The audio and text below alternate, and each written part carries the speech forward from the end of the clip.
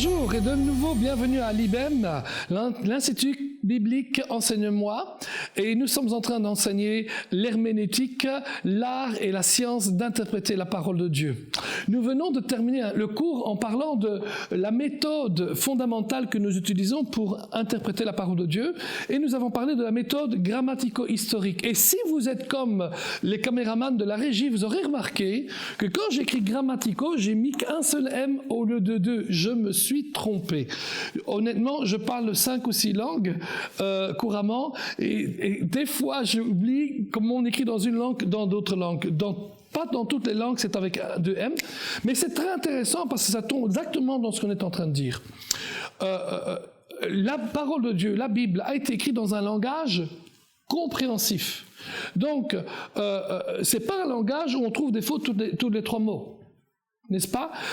D'ailleurs, Jésus dit, si on retire un iota, et le iota, ce n'est pas plus que ça, hein, un iota de la parole de Dieu, ce ne serait pas bien. On ne peut pas retirer un iota. Amen. Donc, de cette manière-là, quand on étudie la méthode grammatico-historique, on replace le texte dans sa grammaire. Et donc, ici, on va faire une petite correction. Et on va marquer, voilà, un M ici, voilà.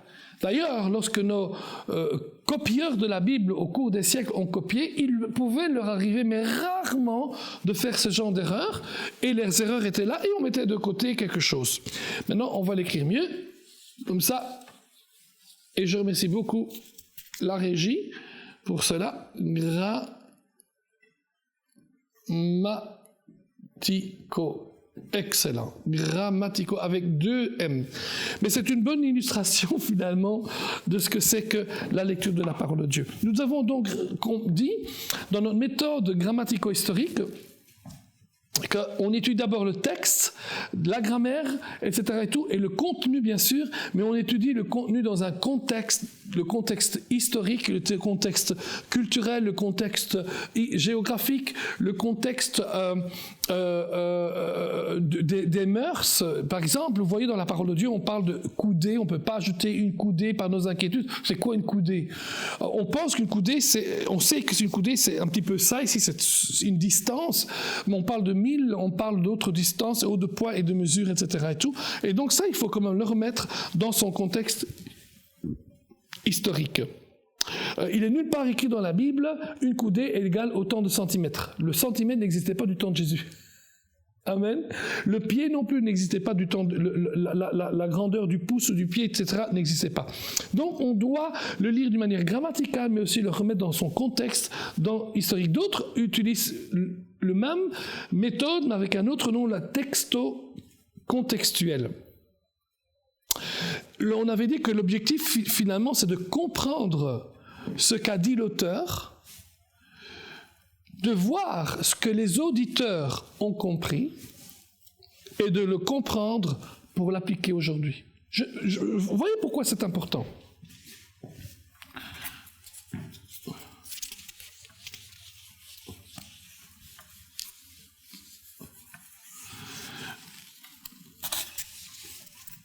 L'auteur reçoit l'inspiration du Saint-Esprit et il va écrire un texte. Par exemple, les évangiles. Les évangiles présentent Jésus d'une manière extraordinaire. Matthieu va le présenter comme un roi et Jean va certainement le présenter comme Dieu. Certains sont arrivés à dire, dans les évangiles, Jésus est mythifié.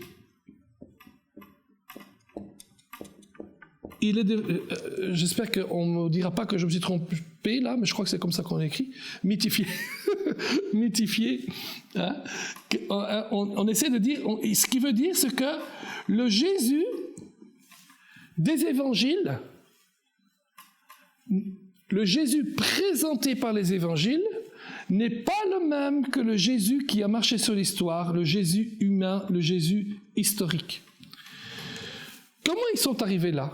Ils sont arrivés là, et nous sommes d'accord pour dire que c'est faux, amen, nous croyons vraiment que Jésus est Seigneur, qu'il est le libérateur et qu'il guérit et qu'il fait des miracles. Donc nous n'acceptons pas cette théorie-là qui est une théorie libérale, notamment divulguée très grandement par Rudolf Bultmann, un grand exégète allemand, mais qui avait des gros problèmes au niveau, en tout cas, de la compréhension de qui était Jésus. Et nous pouvons dire que quand nous lisons bien la parole de Dieu, que le Jésus de l'histoire, nous n'avons aucune raison de penser que le Jésus de l'histoire est différent de Jésus de l'Évangile. Pourquoi ? Parce que nous devons comprendre ce qu'a dit l'auteur, mais aussi comprendre ce qu'ont dit les auditeurs. Et si on arrive à voir par le grec mère et par l'historique ce que dit l'auteur et ce que dit et ce comprend l'auditeur, nous verrons qu'aujourd'hui nous pouvons appliquer cela dans notre vie. Jésus n'a pas été mythifié. Jésus est bel et bien le Jésus de l'histoire. Ce Jésus de l'histoire est le Fils de Dieu vivant, alléluia, et il est le Seigneur des Seigneurs. Amen. Donc, quand on interprète la parole de Dieu, on retourne de nouveau à notre méthode grammatico-historique.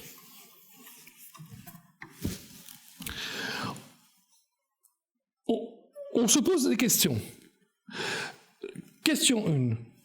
Qu'est-ce que l'auteur original a-t-il dit ? Qu'est-ce qu'il a dit ? Là, on arrive directement dans ce qui est textuel, ce qu'il a écrit. Qu'est-ce que l'auteur originel a voulu signifier ?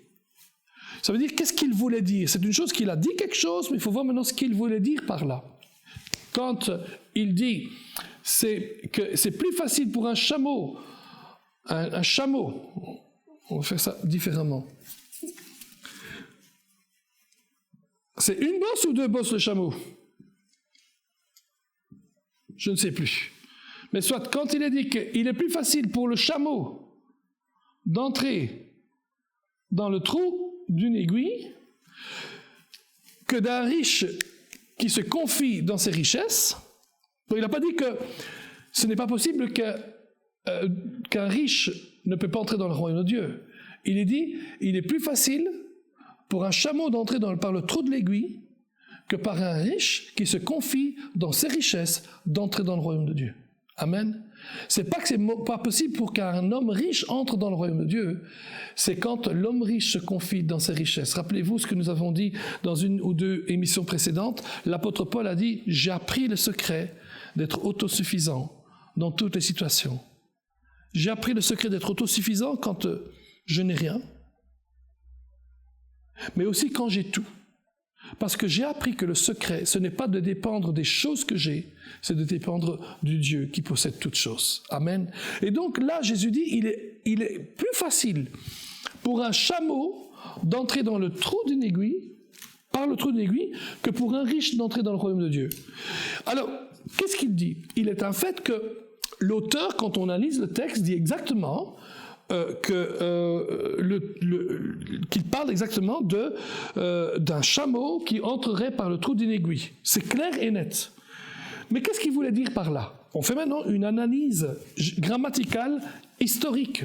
Certains, par exemple, sont arrivés à dire qu'il y avait à Jérusalem une porte d'entrée.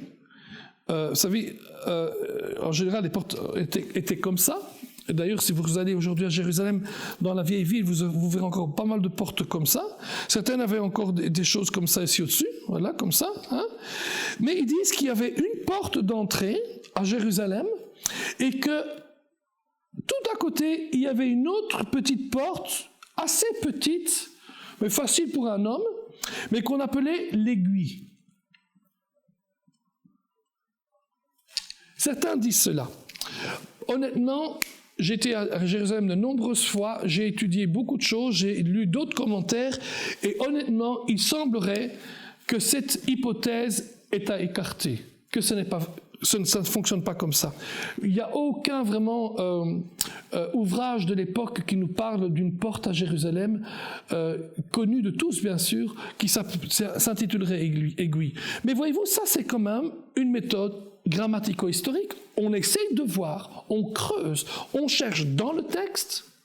Il est bien dit un chameau, c'est bien un chameau. Hein? Il est dit une aiguille, la tête d'une aiguille, et on voulait savoir c'est quoi la tête d'une aiguille, parce qu'on n'a jamais vu entrer un chameau dans une tête d'aiguille, n'est-ce pas? Donc on essaie de trouver d'autres choses, mais on se rend compte qu'en analyse, on analyse, que finalement, il s'agit bel et bien d'une petite aiguille. Pas plus que ça. Et qu'est-ce que Jésus est en train de dire?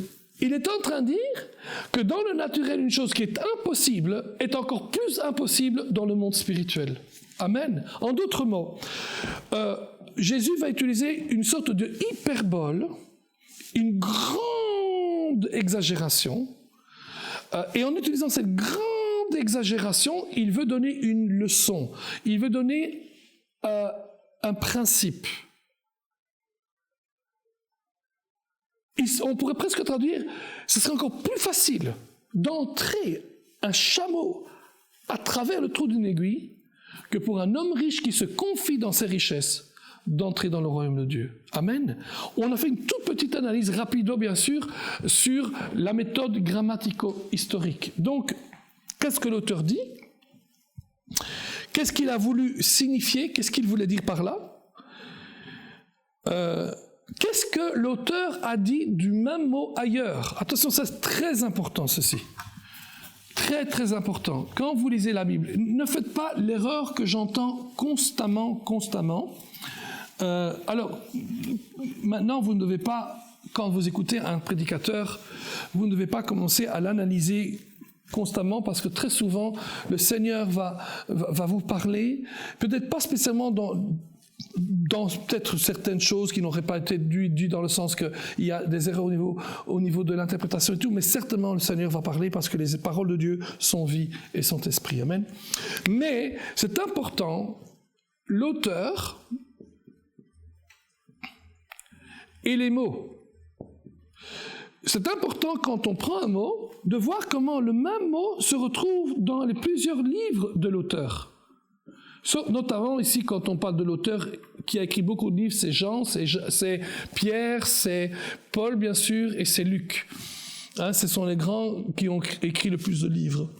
Mais un mot est utilisé par l'auteur et peut être utilisé de différentes manières. Ça ne veut pas dire que le mot veut dire une telle signification ici, dans ce texte, qu'il veut dire exactement la même chose dans l'autre texte. Parce qu'un mot veut dire quelque chose dans son contexte. Amen. Un mot tire sa signification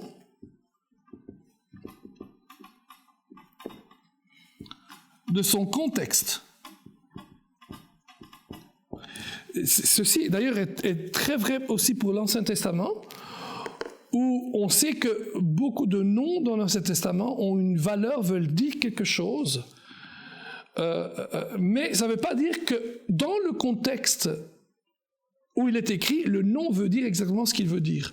Donc c'est important de rappeler ceci. Quand vous allez voir un dictionnaire, le mot veut dire plusieurs choses. Mais ce qu'il veut dire ce qu'il veut dire uniquement dans le contexte dans lequel il se trouve. Si je dis aujourd'hui, je suis entré dans la cuisine et j'ai pris ma serviette,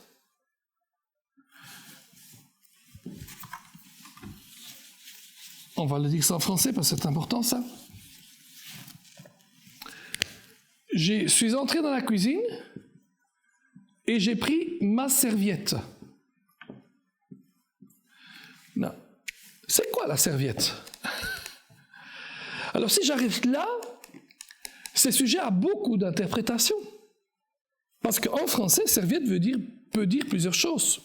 Et aussi, dans le pays dans lequel vous vous trouvez, par exemple, chez nous en Belgique, une serviette, c'est avant tout le linge avec lequel vous essuyez la vaisselle.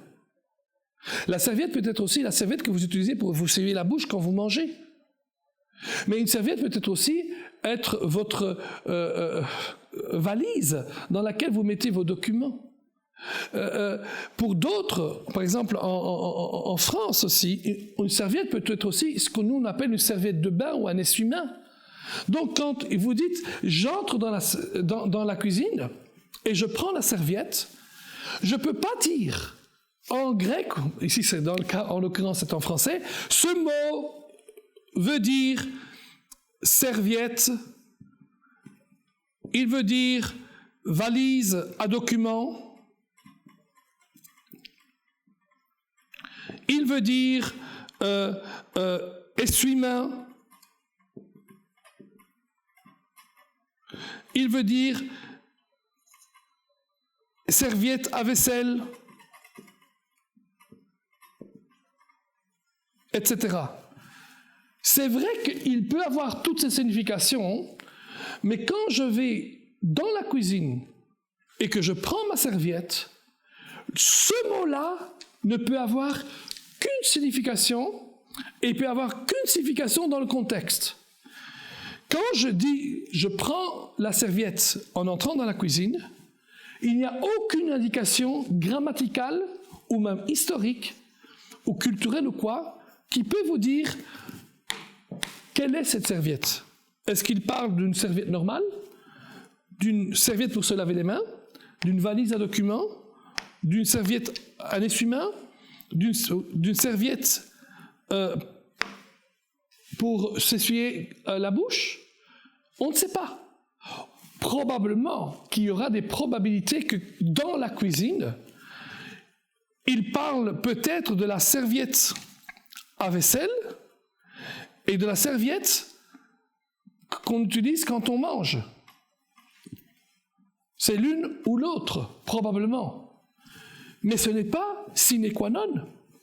Ce n'est pas obligatoire. Ça peut être quand même qu'il est entré dans la cuisine et que j'ai pris ma serviette et je ne sais pas.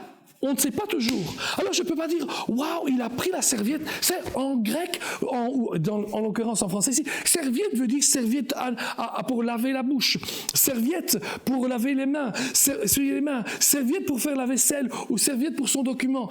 Le mot dans ce contexte-là ne peut avoir qu'une seule signification. Amen. Et on ne sait pas. Je suis entré dans la cuisine et j'ai pris ma serviette. Mais je continue mon texte. Je l'ouvre et j'y prends mon livre. Ah! À partir du moment où je dis, je prends la serviette, on ne sait toujours pas c'est quoi comme serviette. Mais si je dis, je l'ouvre et je prends mon livre qui était à l'intérieur, automatiquement, on élimine déjà quelques significations. On sait à ce moment-ci que c'est certainement pas la petite serviette que l'on utilise pour se laver la bouche, quand on mange, pour se frotter la bouche, juste avant de boire par exemple. Parce que là-dedans, je ne pourrais pas enfermer mon livre.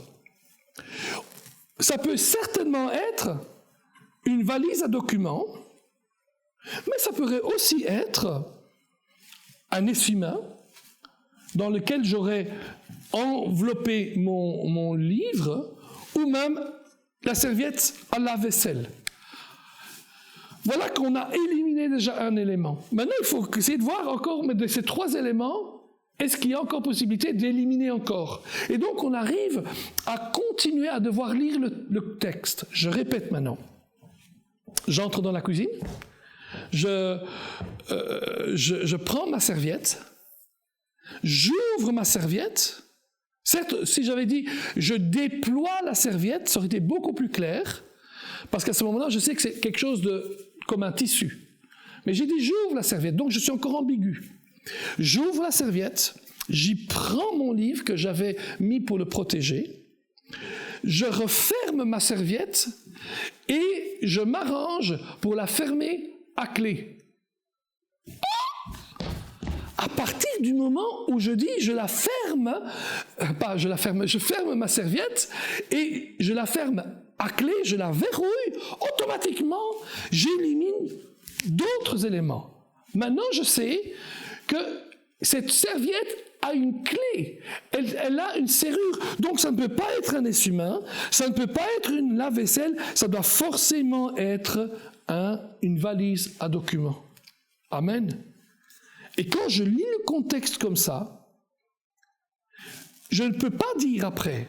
Donc je relis le contexte pour vous, j'entre dans la cuisine, j'ouvre la serviette, je prends le livre que j'y avais placé pour le protéger, je referme la serviette et je la ferme à clé, je la verrouille. Quand le texte est complet comme ça, il est impossible de dire que le mot serviette en français veut dire valise, il veut dire essuie-main, serviette pour essuyer la bouche ou serviette à vaisselle. Dans ce contexte-là, le mot serviette ne peut dire qu'une seule chose, une valise à documents, une valise à livres. Amen. Donc c'est très important, quand on lit les mots, c'est beau, c'est super, et on a de très bons outils qui nous disent ce que le mot grec veut dire dans toutes sortes de situations, mais vous devez vous assurer que dans le texte dans lequel vous avez trouvé le mot grec, ce mot ne veut dire qu'une seule chose, il ne peut pas dire deux, trois choses. Amen. Waouh. Waouh. Donc c'est aussi bon de voir ce qu'il a dit, bien sûr, dans d'autres passages. C'est bon de voir quant à un mot, qu'est-ce que les autres auteurs bibliques disent au même sujet. Là, on part des passages parallèles. Hein.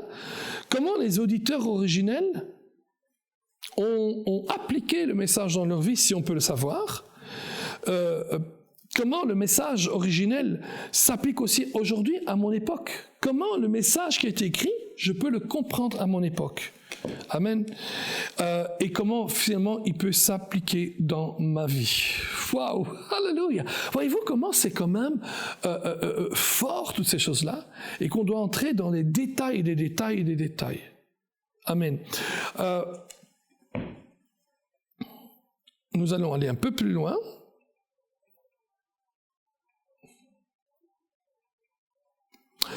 Il est important que quand on lit la parole de Dieu et quand on étudie la Bible, que l'on utilise des bons outils.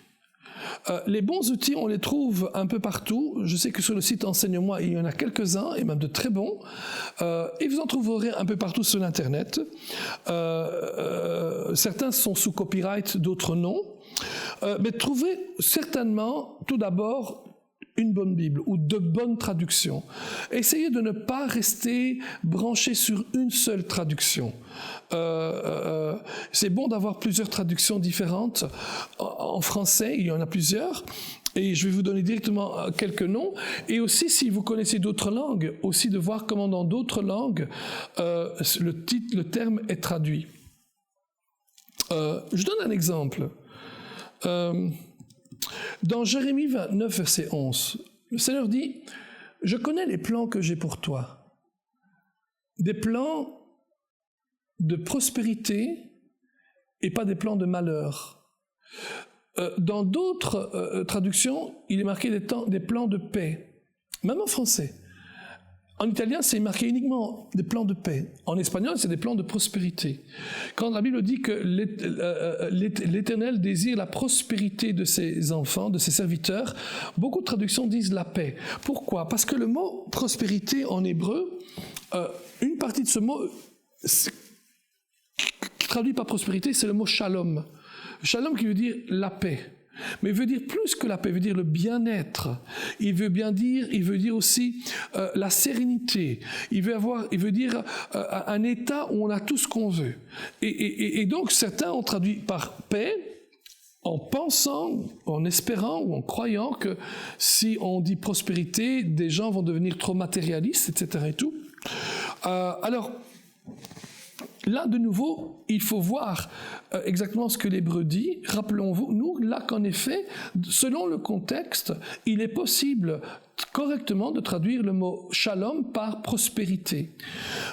Et donc, Dieu dit, Dieu désire la prospérité de ses serviteurs.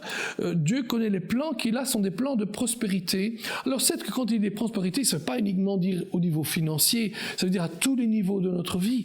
Le mot prospère en grec veut dire, c'est le mot eodeo, qui est un verbe, là, rendre prospère, qui veut dire simplement avoir une bonne route, un bon séjour.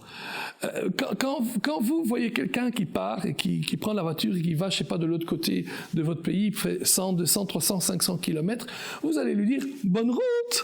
Amen. Et dans ce bonne route, vous incluez tout, pas uniquement le fait d'être en bonne sécurité, le fait de ne pas avoir d'accident, le fait de ne pas mourir, mais de vivre, bien sûr. Mais vous incluez aussi le fait de pouvoir vivre correctement, d'avoir tout ce qu'il a besoin pour faire sa route. Vous ne voudriez certainement pas dire bonne route en espérant quelque part que après 200 km, il y a une panne d'essence, il y a une panne de voiture et puis il ne sait plus y aller. Non, quand vous dites bonne route, vous incluez tout. Et de la même manière, quand Dieu dit shalom dans l'hébreu, il inclut tout. Et quand il dit j'ai des plans de prospérité pour toi, des plans de shalom, il implique tout. Il implique aussi le bien-être pour vous et donc l'abondance à tous les niveaux, au niveau spirituel, matériel aussi. Amen. Donc il faut voir, et c'est bon quand on analyse différentes versions, on découvre certaines idées, certaines manières dont l'auteur a traduit telle ou telle chose. Donc je disais, trouver quelques bonnes traductions pour comparer entre elles les différentes traductions de la Bible. On peut mettre les traductions de la Bible en 3 catégories. Alors de nouveau, je laisse ici au-dessus notre concept de l'interprétation grammatico-historique parce que justement, ces 3 styles de traduction se fondent et ne peuvent que se fonder correctement sur le concept grammatical historique. Tout d'abord, il y a la traduction qu'on peut dire littérale. En régie, dites-moi si je ne me trompe pas, hein, littéral c'est avec 2 T.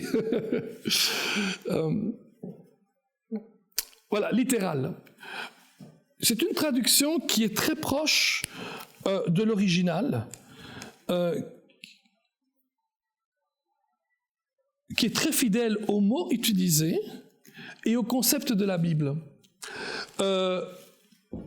Alors dans les traductions littérales, il y a des bonnes et il y a des moins bonnes, il y a des très littérales et des moins littérales, il y a des très très littérales, mais en même temps d'autres qui sont littérales, qui sont fidèles aux mots et au concept de la Bible, mais qui sont quand même faciles à lire.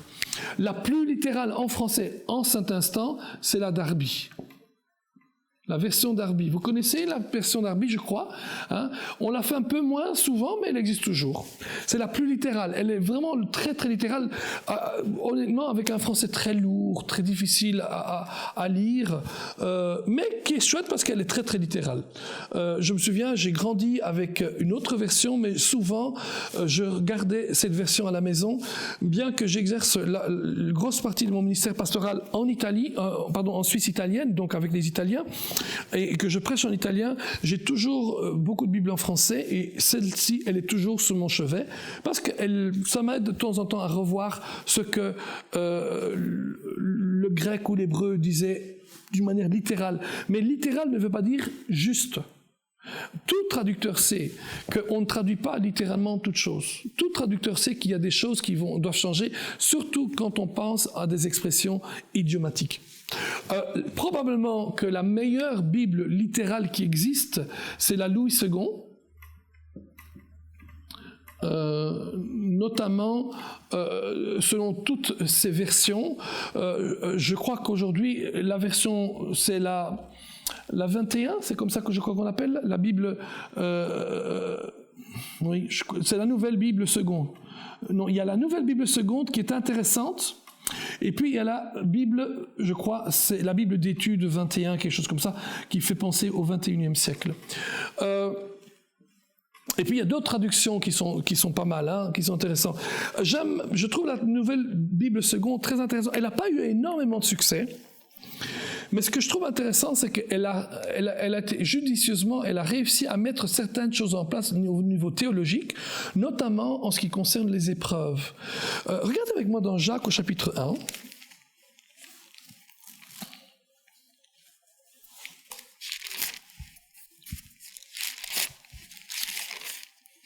C'est quelque chose que j'enseigne depuis des décennies.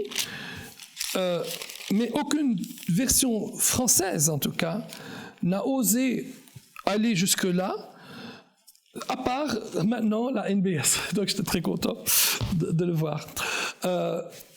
Regardez dans Jacques 1 au chapitre 2. Mes frères, regardez comme sujet de joie complète les diverses épreuves auxquelles vous pouvez être exposés. Remarquez qu'il a dit « regardez comme un sujet de joie » ou bien « considérez cela comme un sujet de joie ». Les épreuves ne sont jamais des sujets de joie. Amen. S'il y a quelqu'un, moi je ne peux pas me réjouir quand je suis éprouvé. L'épreuve est contre moi, elle n'est pas pour moi. Amen. Ce n'est pas un sujet de joie. Mais regardez comme un sujet de joie. Il dit, quand l'épreuve vient, ce n'est pas un sujet de joie, mais considère-le comme un sujet de joie.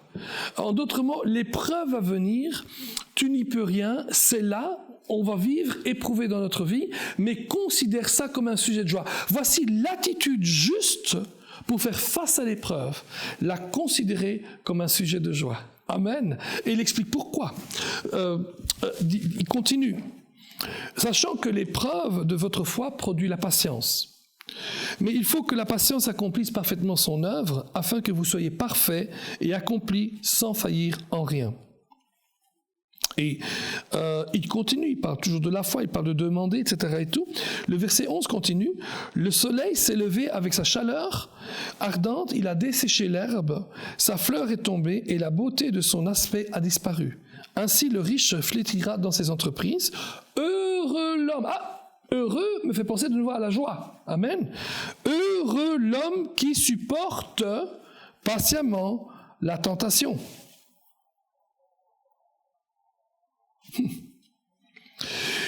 Car après avoir été éprouvé, il recevra la couronne de vie que le Seigneur a promise à ceux qui l'aiment. Que personne, lorsqu'il est tenté, ne dise « c'est Dieu qui me tente », car Dieu ne peut pas être tenté par le mal et il ne tente lui-même personne. Mais chacun est tenté quand il est attiré et amorcé par sa propre convoitise, ensuite il continue sur la convoitise, etc. Et tout. Mais la chose intéressante, c'est ceci. C'est que Jacques commence par le mot « épreuve ». Considéré comme un sujet de joie les épreuves. Et ensuite, le traducteur, au verset 12, dit « Heureux l'homme qui supporte la tentation parce que, après avoir été éprouvé ». Mais éprouvé par quoi? Éprouvé par l'épreuve que nous trouvons dans le chapitre 2, le verset 2, mais aussi parce qu'il est traduit ici par tentation. Que personne, lorsqu'il est tenté, pourquoi il dit qu'il est tenté? Ne dit c'est Dieu qui me tente. Ce qui est intéressant, c'est le même mot pour tenter et pour épreuve, c'est le même mot en grec. Donc il faut voir, le traducteur ici, Louis II, quand il a traduit le Nouveau Testament, et notamment Jacques, il a pensé d'abord le mot épreuve, c'est une épreuve, mais quand il dit que personne ne dise que Dieu m'éprouve, il dit non, c'est pas possible. Je ne peux pas dire que Dieu m'éprouve, pas. Donc je veux dire, Dieu ne me tente pas. Donc que personne, lorsqu'il est tenté, dit c'est Dieu qui me tente, parce que Dieu ne peut pas tenter par le mal, on est d'accord avec ça. Mais dans ce cas-là, pourquoi Second a-t-il traduit tenter, le même mot pour épreuve, par tenter, et pas par éprouver? La bonne chose, c'est que quand on voit le tout, on se rend compte que Jacques est en train de dire littéralement, considérer l'épreuve comme un sujet de joie, ça ne l'est pas. Mais l'attitude pour remporter la victoire contre l'épreuve, c'est de le prendre avec la joie. Amen. Et de dire, waouh, alléluia, il y a une épreuve dans ma vie, mais je vais en sortir victorieux. Et il dit, heureux l'homme qui supporte l'épreuve patiemment. Amen. Parce qu'après avoir été éprouvé, il aura, je crois qu'il a écrit la couronne, c'est ça? Une couronne de vie. Amen. Et ensuite, il continue. Mais au cas, on peut dire ça comme ça, au cas où vous pensiez que c'est Dieu qui vous éprouve, il dit que personne ne dise quand il est éprouvé que c'est Dieu qui m'éprouve. Car Dieu ne peut pas éprouver par le mal. Amen. Car Dieu ne peut pas être éprouvé par le mal et il ne prouve lui-même personne. Et la chose formidable, c'est que la NBS l'a traduit exactement comme cela. Amen. Hein? Que personne, lorsqu'il est éprouvé, ne dise « c'est Dieu qui m'éprouve », car Dieu ne peut être éprouvé par le mal et il n'éprouve lui-même personne. Amen. Donc moi, je vous encourage vraiment. C'est comme ça que moi j'enseigne ce passage-là. Peut-être que vous l'enseignerez différemment, que vous le comprenez différemment, mais ce qui compte, c'est que de nouveau, ne vous bornez pas à votre doctrine personnelle ou avec une seule traduction. Le fait d'aller voir d'autres traductions peut ouvrir les yeux ou en tout cas confirmer ce que vous croyez. Dans ce cas-là, c'est ce qui s'est passé dans ma vie, ça a confirmé ce que je croyais. Amen. Ensuite, il y a un deuxième genre de traduction. Nous avons dit, donc d'arbitre, je marquais Louis II et ses dérivés. Hein. Il y a la traduction littérale et il y a une traduction qu'on appelle équivalence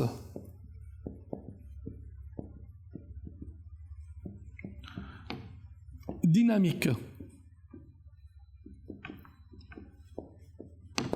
Voici encore une traduction qui vaut la peine d'être lue.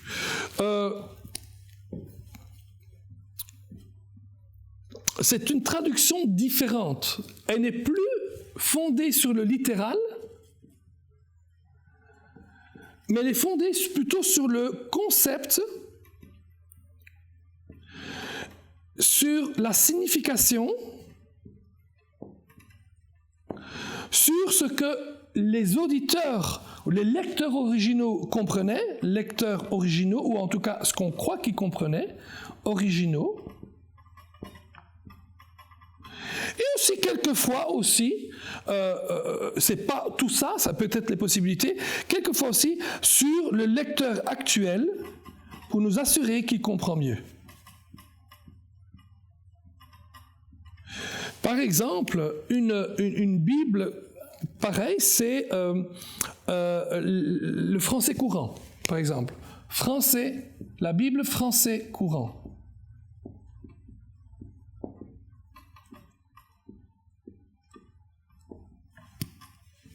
Amen. On appelle traduction par équivalence dynamique une approche qui prend en compte la capacité de compréhension du lecteur moderne de la Bible et qui exprime le sens des textes dans des catégories mentales du lecteur contemporain. Par exemple, dans le français courant, la traduction du livre de Job est ainsi réalisée entièrement en alexandrin pour faire ressentir au lecteur moderne l'impression que le texte hébraïque provoquait chez ses premiers lecteurs. Intéressant, n'est-ce pas? Troisièmement, il y a une troisième méthode de traduction ou genre de traduction, c'est la traduction libre. La traduction libre. Carrément ici, on change les mots pour rendre la Bible plus facile à la lire et à la comprendre. C'est plus que ça, pas pire, hein, excusez-moi, mais on change les mots et on peut même changer la grammaire. Ici, l'accent n'est pas donné dans cette Bible-là, dans ce genre de Bible-là, n'est pas donné sur ce que l'auteur a écrit. Il n'est même pas conçu pour exprimer ce que le lecteur a compris. Il est conçu principalement pour le lecteur actuel, le lecteur contemporain. Ce qui me compte pour moi qui traduit cette Bible à ce moment-là avec une traduction libre, c'est que les gens comprennent ce que la Bible a dit, elles comprennent ce que Jésus a voulu dire, elles comprennent ce que l'apôtre Paul a voulu dire, ce que Jean et les autres ont voulu dire. Qu'importe comment je le dis, l'important c'est qu'ils ont compris. Un exemple, par exemple, donc ici c'est français courant. Un exemple donc une traduction libre qui est plutôt une paraphrase, on peut dire, c'est aussi une bonne manière de l'écrire, hein, c'est la parole vivante d'Alfred Cohen. Parole vivante. En français, il n'y en a pas beaucoup.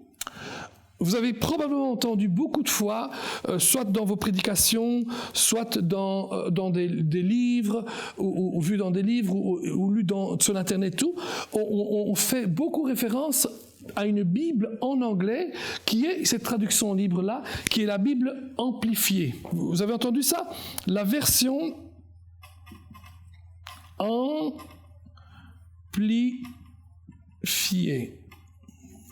La version amplifiée. Alors, la version amplifiée n'existe pas en français. Amen. D'accord? Mais quand on dit, certains, vous entendez un prédicateur dire la version amplifiée dit ceci, ou la version anglaise amplifiée dit ceci, etc. Et tout. Et en fait, c'est une version qui est beaucoup plus étendue, parce que de nouveau, ils essaient de faire comme une grosse paraphrase, et bien sûr, au plus où on va, on se retire du littéral et on va vers l'équivalence dynamique ou bien la traduction libre, on arrive dans de grosses interprétations. Mais rappelez-vous que toute traduction est déjà une interprétation. Amen. Toute traduction est déjà une interprétation.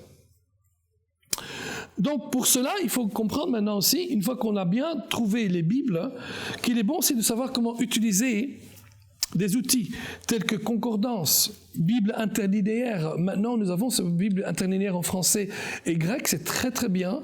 Je ne sais pas si ça existe avec l'hébreu en français en tout cas, mais le grec, oui. De nouveau, attention aux mots utilisés. C'est pas parce qu'un mot veut dire 5 choses que dans le contexte, il veut dire 5 choses. Il veut dire qu'une chose dans son contexte.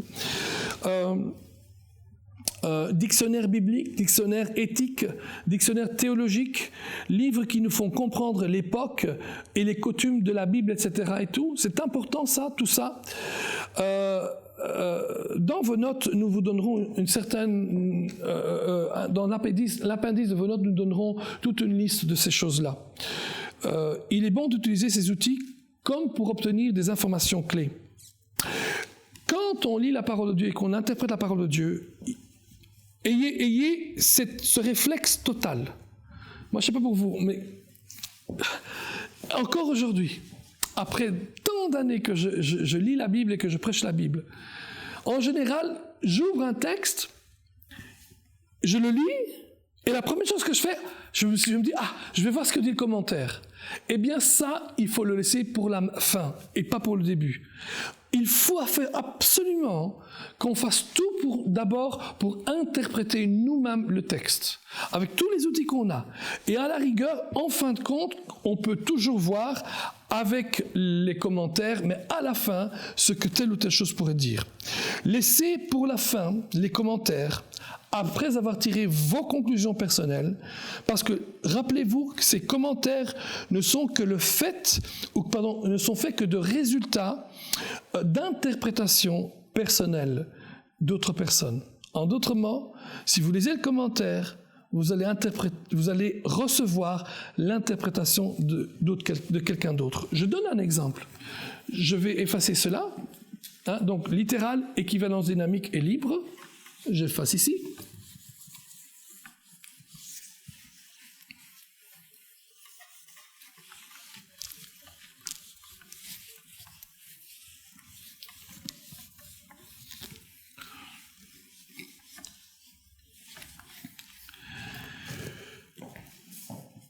Regardez avec moi dans 1 Corinthiens chapitre 14.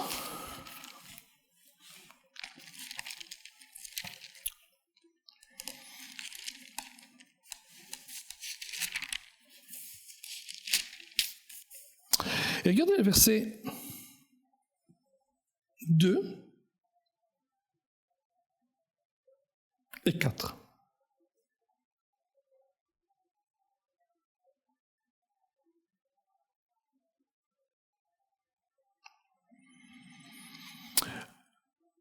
En effet, celui qui parle en langue ne parle pas aux hommes, mais à Dieu, car personne ne le comprend, et c'est en esprit qu'il dit des mystères. Verset 4, celui qui parle en langue s'édifie lui-même, celui qui prophétise édifie l'Église. Amen. En français, malheureusement, je dis malheureusement, je ne vais pas donner le nom, parce que ce n'est pas notre objectif ici de donner des noms, mais il y a une Bible en français avec commentaire d'un personnage extrêmement connu. Il y a d'autres Bibles avec commentaires, mais celui-là, le personnage est très connu. il a de très bons commentaires dans beaucoup de passages de la Bible, mais il y a un hic, il y a un problème. C'est que quand vous lisez le commentaire de quelqu'un, sachez qui est la personne. C'est pas parce que la personne est mondialement connue que tout ce qu'il dit va être bon. Amen. Ou que tout ce qu'il dit est juste ou la vérité. D'ailleurs, honnêtement, personnellement, j'ai des difficultés d'avoir la Bible et un commentaire en dessous dans la Bible, parce que souvent les gens ne font pas la différence entre la parole de Dieu et le commentaire qui a été ajouté. Rappelez-vous que tout ce qui est hors de la Bible, tout ce qui est commentaire, même les cartes, il y a des gens qui disent « je crois dans l'inspiration de la Bible, de la couverture aux cartes ». Excusez-moi, la couverture et les cartes ne sont pas inspirées. Amen. Même pas les versets et les chapitres sont inspirés. Les versets et les chapitres ont été faits beaucoup plus tard. Hein? Mais, et d'ailleurs, on voit que des fois, c'est pas fait au bon endroit. Mais c'est pas grave. Au moins, ça nous aide à retrouver les passages. Mais n'allez pas dire que c'était inspiré, cela. Et donc, cet homme-là, quand on le connaît, on sait une chose, c'est qu'il est anti-charismatique.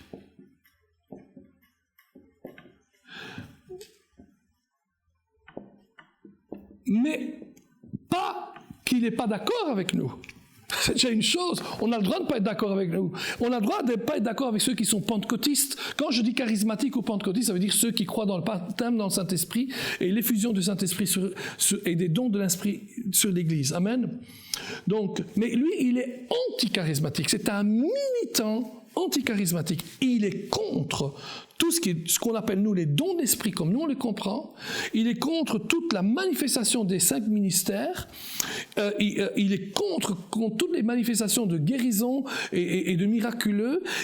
C'est un cessationniste aussi. Et il est certainement contre le parler en d'autres langues. Mais alors contre, il écrit contre, il écrit des livres contre, il prêche contre, etc. et tout. Et voilà que cette Bible est vendue partout. Et même un bon marché, avec son commentaire. Alors, il y a de très bons commentaires dans ce qu'il écrit, je ne vais pas du tout dire du mal de lui à ce niveau-là, parce que la différence entre lui et moi, c'est que moi je ne suis pas un anti, je suis un pour. Moi je suis pour Jésus-Christ, je ne suis pas anti les gens. Amen. Nous on ne prêche pas contre, on prêche Jésus-Christ. Amen. Et on prêche pour que les gens soient sauvés et ils reçoivent l'information qui leur donne ensuite une révélation et ensuite la démonstration du Saint-Esprit. Mais comme il est anti-charismatique, quand il arrive dans 1 Corinthiens 4, 2, 3 et 4 et 5, ici, cette période-là, allez voir vous-même si vous avez sa Bible en place, il écrit bien sûr ce qu'il pense sur ce verset. En effet, celui qui parle en langue ne parle pas aux hommes, mais à Dieu. Car personne ne comprend ce qui est esprit, et c'est en esprit qu'il dit des mystères. Et donc, il commence dans son petit commentaire qui est écrit dans la Bible, ce qu'il aurait fait, si j'avais été comme lui, quelqu'un qui ne croit pas dans les charismes et la continuation des charismes, j'aurais simplement dit, nos frères pentecôtistes croient différemment de moi. Pas de grave. Voilà, moi je pense que c'est pas ça, je crois que c'est fini maintenant, etc. Non, lui ce qu'il dit carrément, il dit littéralement, celui qui parle en d'autres langues, qui ne parle pas aux hommes, mais à Dieu, Dieu, dans ce passage-là, c'est un démon. Vous vous rendez compte? Non, mais vous vous rendez compte? Et il ose donner une raison. Il dit parce que le mot grec « théos », dans ce passage, d'ailleurs, ce serait... On va faire comme il est écrit dans le passage, c'est théo, qui est au datif. Il dit, le grec théo n'a pas l'article. Donc c'est marqué Dieu sans l'article. Donc, Dieu sans l'article, c'est un démon. Ah excusez-moi, mais c'est de l'aberration grammaticale. Rappelez-vous, on doit interpréter la parole de Dieu d'une manière grammaticale, historique, mais aussi grammaticale. C'est de l'aberration. C'est de l'aberration. L'article, c'est beau. D'ailleurs, écoutez, en grec, il n'y a pas d'article. Par exemple, chez nous, on dit table, mais vous ne pouvez pas dire table. vous devez absolument avoir un article. En grec, ce n'est pas obligatoire d'avoir un article. L'article, le mot même est déjà défini. Quand on dit théos sans l'article, c'est déjà Dieu. Amen. Mais l'article a d'autres valeurs. On verra peut-être tout à l'heure que l'article, pourquoi il faut l'article et pas l'article, etc., tout en grec. Mais allez vous dire une aberration comme ça, que parce qu'il n'y a pas l'article, ça veut dire démon, alors j'ai un gros problème. Regardez dans Jean au chapitre 1 et verset 1.